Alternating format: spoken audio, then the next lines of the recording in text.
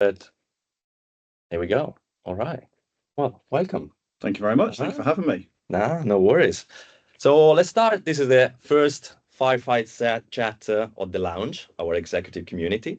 We have very, very pleased to have one of the heavy hitter in Australia in cybersecurity. Sorry about that.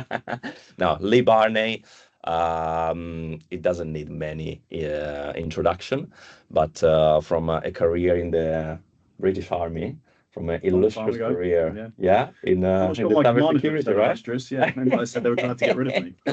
That's Yeah. all right. That's all right. And his last role was CISO and GM of Tech and Cybersecurity in TPG Telecom. That's right. Yeah. Yeah. So look, I'll let you introduce yourself a little bit, tell a bit about your story, and then it will be a Ask Me Anything question. We got a very good turnaround, so I'm pretty sure all the gentlemen and ladies here will grill you very, very well. Yeah. I'm looking forward to it.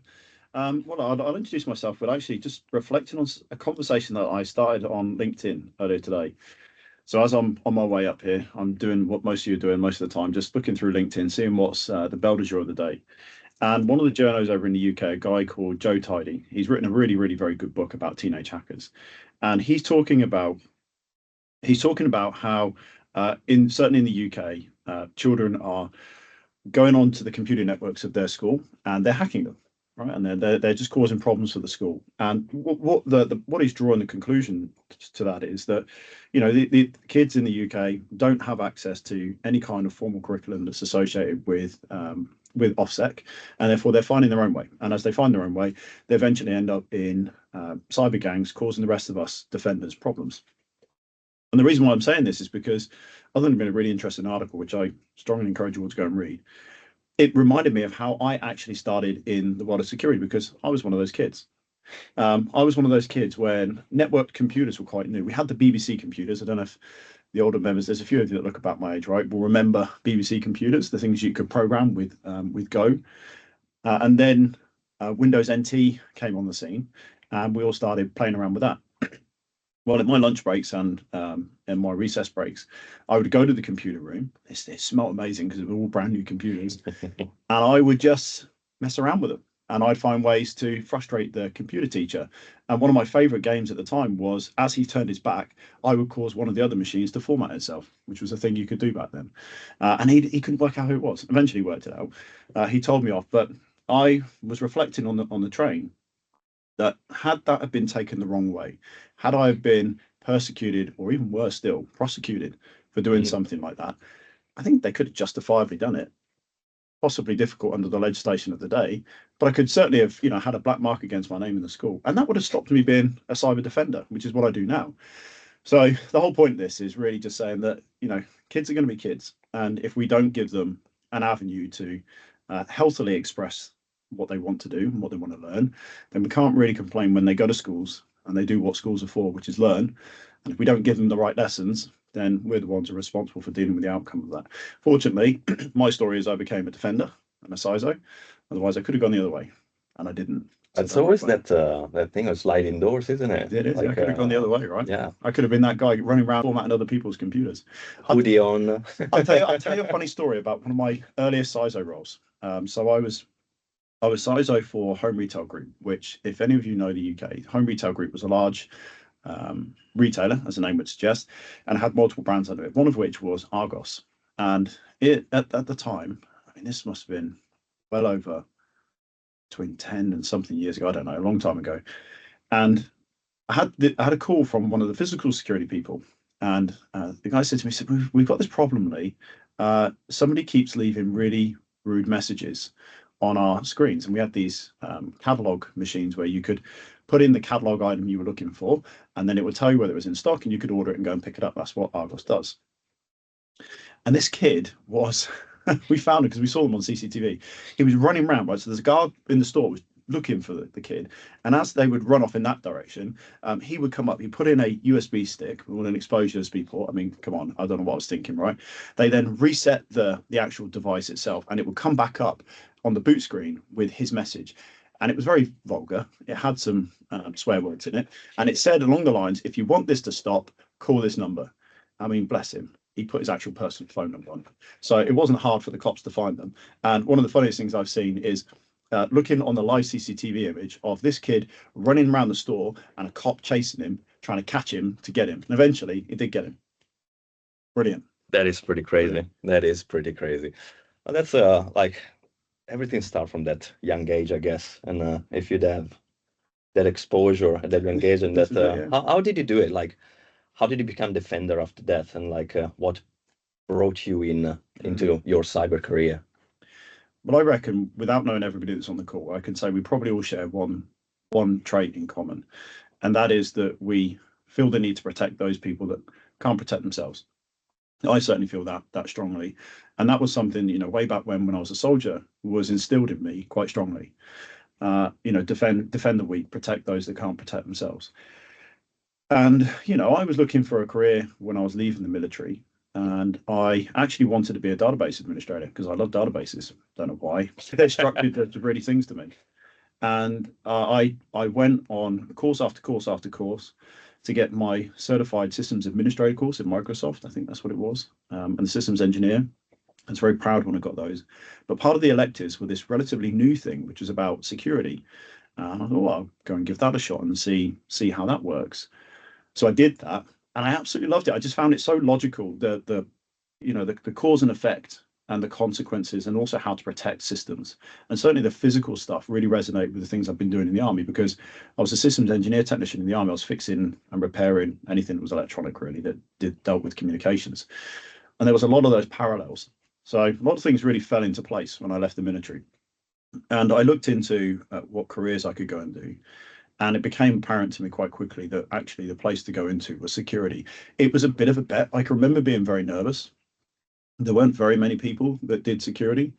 There were some people that I used to call, you know, the old guard. They were the people that had, you know, started in security. Yeah. And they weren't CISOs. The CISO title wasn't a thing then, but they were what you would equivalent nowadays as a CISO.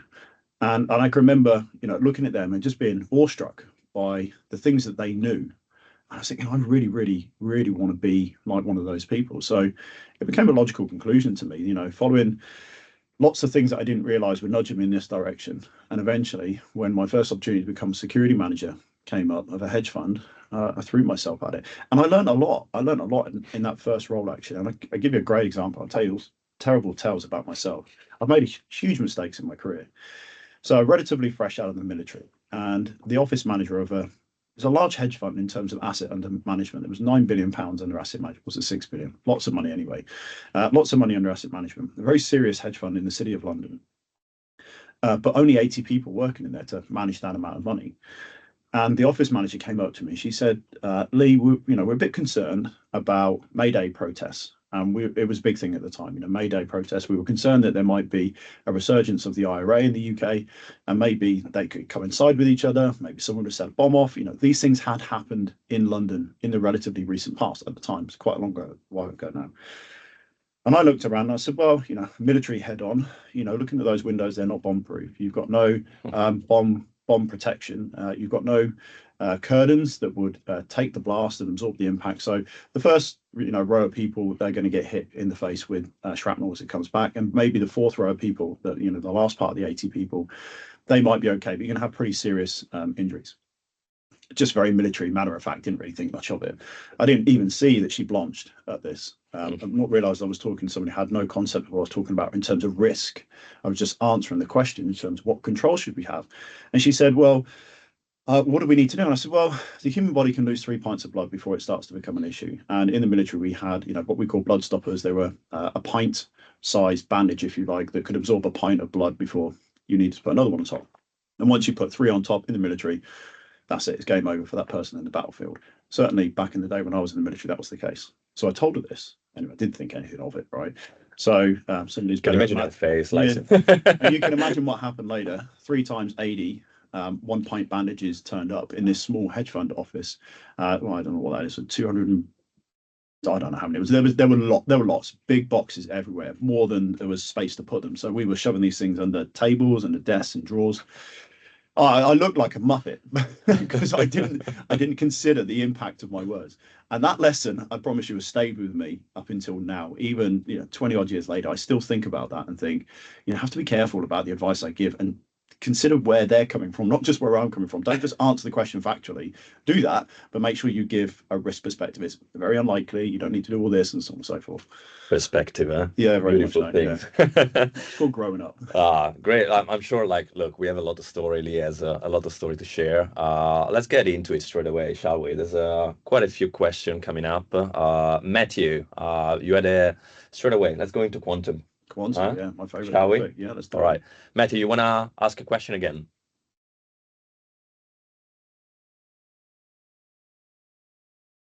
Did Matthew get bored of my stories? Where is it? Where is it? Where is it? You. Matthew. Luca, it's Nathan. I think Matthew might have stepped away for a moment, but I might jump in with a question if I may. Go for it. Go for it. Yeah, Lee, you said something very interesting at the beginning of your remarks about education and about children. It reminded me of an article I read. It was some time ago about how in Israel, in the education system, at a very young age, from what we'd call infant school, so the very early years of elementary school, they have a mandatory curriculum that teaches children about cybersecurity and all of the sort of core principles. And the intention is for that to carry all the way through their education. And I remember thinking that was such an impressive program for them to have, right? And I sort of curious to see if I haven't bothered looking into it since reading it, but I know we don't have that kind of program, that equivalent kind of a program in Australia. I've got a daughter who's 8 years old, and she's in year 3 at school at the moment. But I'm maybe keen to hear from you and others, right? If you've seen some some sort of impressive programs for youth, right? That, because as you say, unless you're teaching people the proper principles and instilling the right values and using the skills they acquire for a positive outcome, there is a danger that they can use those skills that they acquire for a negative outcome. So I'm keen to see if you've seen, or our peers here have seen, any other sort of programs which are targeted at youth and the next generation of our industry, right? That are worth calling out. There are programs that are out there. There's one in the UK actually, which is it's a competition. Children are I can't remember the name of the competition, but children are encouraged to go into it in secondary school, high school, and they're encouraged to try and work their way through that, and then they get a prize at the end, depending where they are out of the top 10 people. It's not curriculum though, right? It's a competition, and I think from what I'm aware of, that's probably where we're at in terms of education for young people. I did read recently that there is a new book aimed at young children talking about cybersecurity, but it's more about how to protect yourself online. So if we were looking at protecting children online, I think schools are naturally aligned to talk about those things, and they naturally find themselves in the curriculum. But in terms of OffSec, I don't think many countries other than perhaps Israel are doing that. But I'm happy to be corrected if anybody knows of anything different. I think it'd be a great idea. Yeah, I agree. I think Brad's just put a comment in there about the Girls Programming Network, which I think is a good one. But I think you raise a very good point, right? Because I think what it'll be very soon, that these young people will be entering our industry, right? And I suspect many of us had to acquire the skills that we've acquired these days as adults, right? And we've come to technology from different roads. So yeah. I think it's a very good point, right? You need to have young people, educated with the right skill set, because this arguably technology will be more sophisticated and complex and answer the same sort of challenges that we're facing today at a much larger scale in the future. I agree. I'll say this though, and I'm deliberately, tentatively, and very carefully stepping into another topic here, which relates to this, and this is the gender balance between men and women in security in general. And because the GPN was brought up, which is something I think is a fantastic initiative and very, very close to how I run security functions, which is making sure that we've got the right balance across the spectrum. The reality is, taken as is right now, and the way that we approach security, those people that have a mindset that tends towards systemization, which typically is a male mindset, versus empathy, which is typically a female mindset. Actually, when you look at the dispersal between the two, men and women are almost equal on both of those in terms of systemization and empathy. But you cut half of the population out, and that's those people that lean into empathy first rather than systemization. And I hope I'm making a clear point here, because what I'm saying is, as we step into developing a curriculum for OffSec, we need to take into consideration not everybody thinks like systemization. We shouldn't have a curriculum that specializes on one particular way of thinking, which would typically lend itself towards men. Instead, we need to make sure that we lean on empathy. And it can be quite simple as the messaging as to the reason why we're doing OffSec. If you approach the messaging to a group of kids and say, hey, we're going to do this because look, it's really cool. You can hack into this thing here, you can break that, and so on and so forth. That will appeal to a certain type of person. But if you also say, but let's consider the ramifications of this on the person who's dealing with this. It might be you talk about a healthcare worker that is going to be working, 12 hours a day already, and then suddenly they've got to work 18 hours because somebody's broken into a network. And what you're doing is working out how to do that so you can then help defend that. And then what you end up with is systemizers and empathizers who are both very good at hacking and doing security, but focus on one messaging will tend to bring one type of person, which typically brings one sex versus being very inclusive. I don't know why I felt the need to say that, but it's just the way that we typically go in these things. We end up with systemization and therefore lots of men doing the same thing. Yeah, that's a gender gap in cybersecurity. It is, Explain, right? Yeah, it's the way of thinking. No, that's true. Look, there was a question coming out from a anonymous person, Great, and it was let's a go. perfect segue on the children education and stuff. How the education system need to change and fast as well with the rise of AI, because like we need to create critical thinking, train critical thinking. This is a drink. How do we do it? Okay, so the AI is going to be very disruptive. And I think anybody that stands forward and says, hey, I know exactly how the world's going to look in 5 years' time is probably delusional, if not a liar. I think we can give it our best guess. However, it's beholden on us as the adults who are welcoming the next generation of people to think more carefully about what we teach children. And if we react and say, okay, we want to teach you about LLMs, we're going to teach you how to train an LLM. But that's going to be a pointless skill, because in 5 years' time, they're probably going to be doing it themselves. New LLMs are going to be born out of an existing LLM, probably general AI. I say probably based on the 2027 AI report. Nobody really knows when it's going to happen, but we feel it's going to happen very, very quickly, possibly by 2027.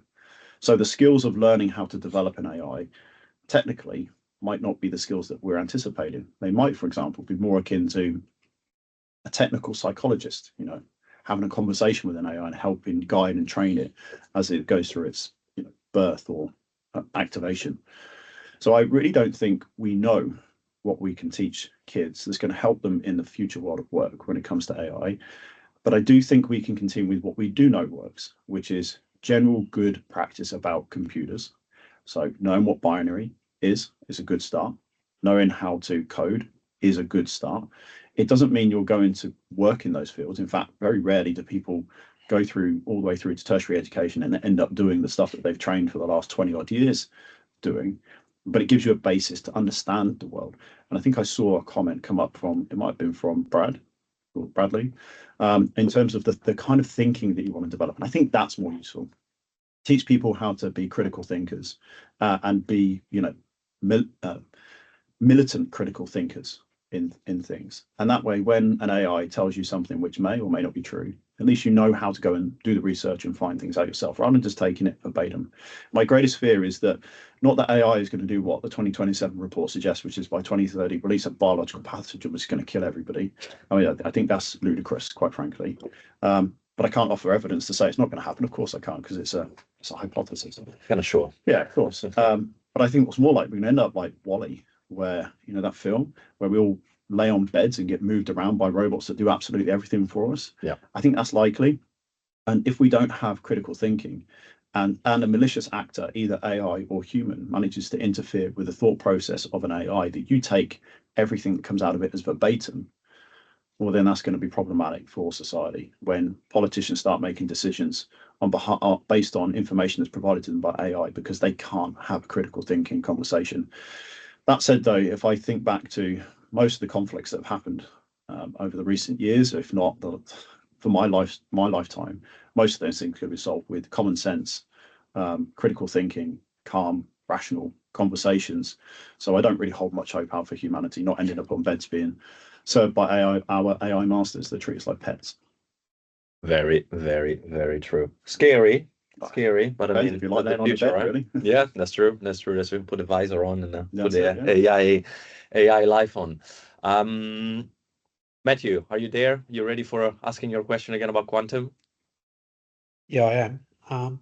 So we attend a lot of events with academia and quantum and making wonderful breakthroughs. There's not a heap of enterprise-based business. It's more government-based grants, bid for a work package, you get 100 grand and you play in a sandbox sort of thing. The NEC are now at the point where it's like, do we continue to invest? We know it's the way of the future, but how do we monetize quantum in the next 12, 24 months? I don't think you do. Not in 12 or 24 months anyway. Quantum computers, the ones that I've seen, have low processing capability compared to traditional computers. As of now, a traditional computer is probably still the right answer for most applications of large factoring of numbers, or just large processing of numbers. If you consider longer term, where we're going to be at in, take it from 18 months to 2 years, just to put it over the edge of where you're looking at, then I think we've got more of a risk of quantum computers in terms of their ability to break encryption strings for PKI. So in terms of making money from quantum, longer term, you can start to see large mathematical problems that we're currently unable to compute because it takes until the heat death of the universe to do that. One of those is encryption algorithms. Another one is things like protein folding, and that will be very easily monetizable. And I suspect the early wins that we'll see out of a successfully large quantum computer will be in the pharmaceutical industry, where they're doing those protein folding, where they're testing drugs and the reaction of drugs against the human body, or pets, if you want to use it for vets as well, that would work too. But that's realistically where we start to see those things. And then the other applications of quantum computing, I don't pretend to be clever enough to know what they are. It might be something like, trying to calculate the volume of hydrogen in the universe. Those kind of things where there's big numbers involved. That's where quantum computers come into play really, really, really well, and a particular type of processing of those large numbers. Hence the reason why public key infrastructure is at risk. And if I can just take it as a segue to talk one thing about quantum computers, and if that hasn't answered your question, I'll come back and give you more information. I hear a lot in our industry about capture now, decrypt later, and I think but it's a sensible thing to consider, but it's misunderstanding how quantum computers work, and in particular, how encryption algorithms work. So bear with me on this, right? For those that you don't know, there are two, I imagine you all know, right? But there are two forms of encryption principally. I'm not talking about hashing, right? I'm talking about symmetric and asymmetric key encryption. Asymmetric key encryption is what we use in public key infrastructure, and it is how you pass the secret, i.e. the encryption key, between two people with the third person listening, Alice, Bob, and Eve, right? We've all heard those stories. Symmetric key is where you're able to pass, perhaps under a table, the symmetric key to the other side, and nobody else is listening. So you know for sure that that key is safe. We use that for static encryption, for things that are, I'm generalizing here, right? But we use that for storage on, say, disks. We use that for long messages. So public key encryption is usually used to pass the symmetric key encryption once you've established a secure channel, because it's so processor intensive and so inefficient as a method of encryption. But it's great when you don't have a medium in which you can trust your key being passed, your symmetric key being passed. So how does this play into capture now, decrypt later? Well, the people are misunderstanding how quantum computers will work. So quantum computers can do very well the hard math problem. Well, it's a hard math problem when you consider it through the lens of traditional computing, looking at asymmetric key encryption. So traditional computers, we chose that math problem because it was difficult to reverse engineer. And it's essentially factorization of large prime numbers. There's a lot more now, logarithms and so on. Quantum computers can do that theoretically in the near future. What they can't do, though, is take the huge keys that are part of symmetric key encryption and decrypt those. They just can't. And theoretically, it's not going to be a very efficient attack. So you can assume that the hard math problem that is the heart of symmetric key encryption for the very near future, probably 5-10 years out, is safe against quantum computers. So what the capture now and decrypt later really means is if you have sensitive information that is being passed over a symmetric, a symmetrically encrypted communication stream, let's say federal agents deployed in a criminal sting operation, or maybe spies operating overseas on behalf of Australia. And if that information is passed in over the internet, or it's stored in a media which gets accessed, then they still have to be able to get access to either the symmetric key, and the only way they're going to do that if it was passed over a medium like the internet would be if they captured that symmetric key when it was passed through the asymmetric key exchange. And that would be because they've captured that asymmetric key and they've decrypted that and decrypted the message that then followed. So it's not as big a problem as people are making it out to be, but it is certainly an issue, and certainly an issue for very specifically those agencies that have very sensitive information that's going to last from right now to 3 years in the future when quantum computers are in the mainstay and you can get access to them via, say, AWS. That will be when we start to see problems. The other side of it is establishing symmetric key transmissions in, say, banking transactions, or when you log on to, your favorite website that uses encryption. At that point, that's a very much a there and now issue, and quantum computers will be able to break those asymmetric keys, if they're still using asymmetric keys, with a non-safe algorithm, just to be clear, because we're still looking at using asymmetric key encryption, just changing the algorithms, and then they'll be able to crack that.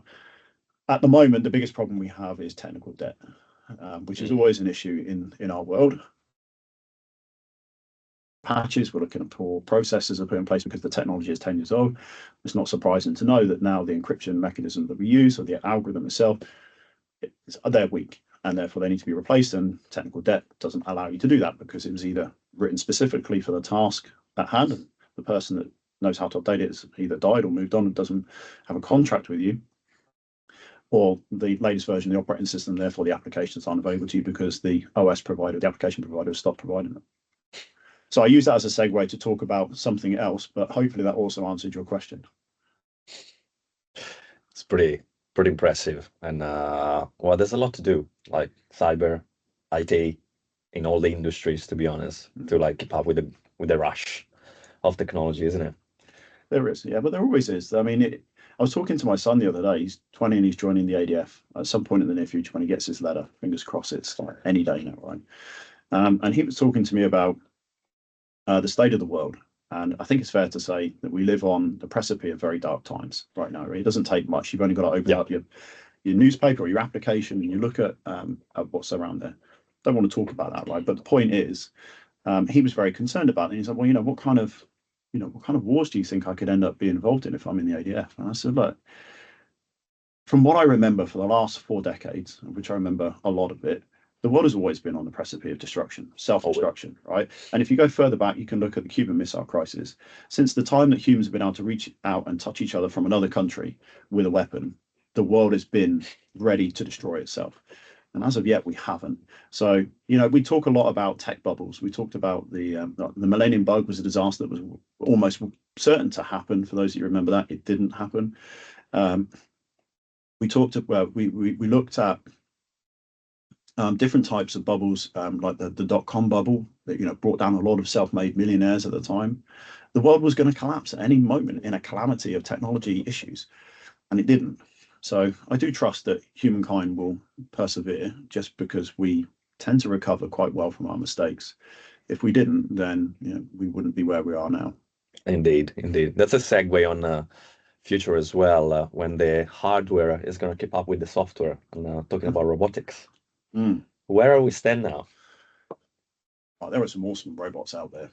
The development of robots concerns me more than the development of AI. Yep.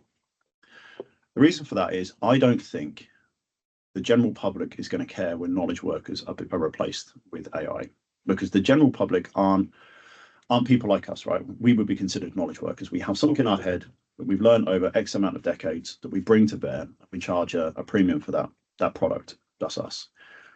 So typically history shows that where people with a particular advantage who are in the minutiae get taken out by technology change or something, nobody really cares. The robots will start to impact people that use their hands, and a large part of our industries are based on hands, or at least able-bodied people moving things around. So whether that's a barista moving something around, making you a coffee, right? And that's heart of Australian culture, or whether that's someone picking up a sack of cement and moving it onto the back of a truck, right? Those are the people that provide the mainstay. They are the bulk of humanity. Those type of people that work using their bodies. Robots are going to replace those pretty quickly, and the reason they're going to replace them, for the same reason it's going to apply to knowledge workers like us.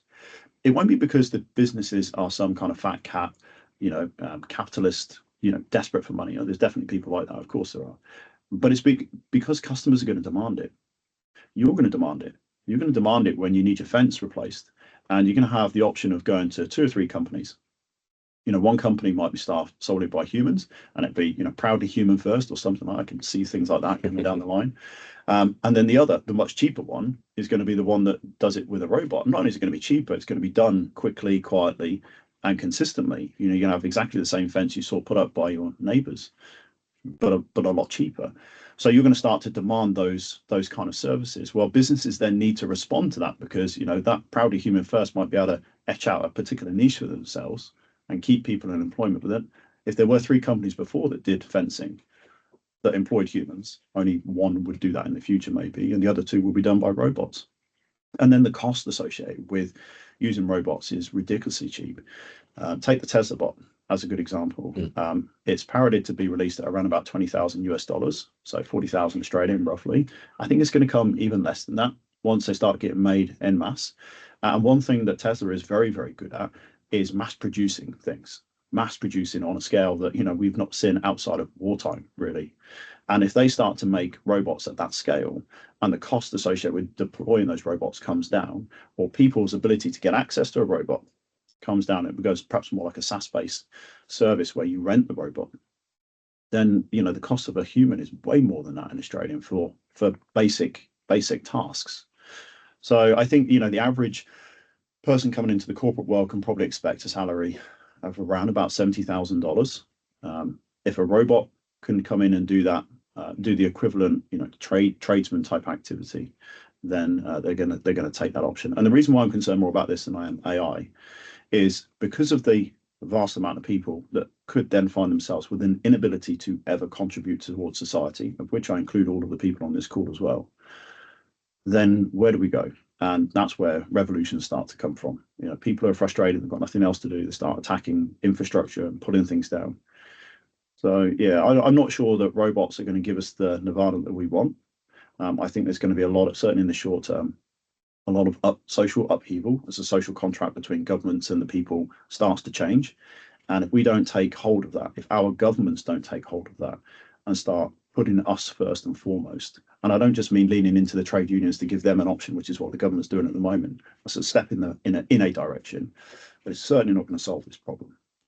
And we have not had, I've not seen anyway, at the highest levels of government, the conversations about how we're going to live in a post-work society.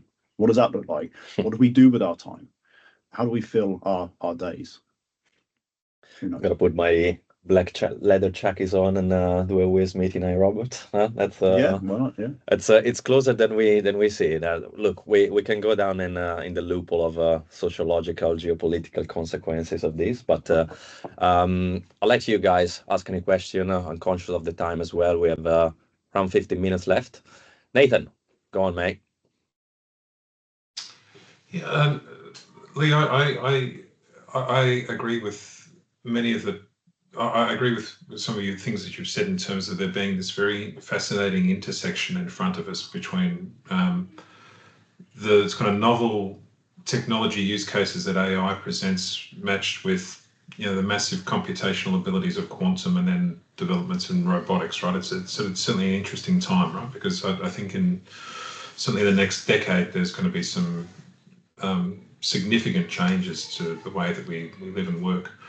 It does strike me listening to you, though, that a lot of the conversation that I hear about these 3 topics in particular are always focused on what the potential threats are, right? And I understand why, right? Because it's new, and in the industry in which we work, we're constantly thinking about threats and mitigating the risks from them, right? So we're kind of wired to think about what could go wrong.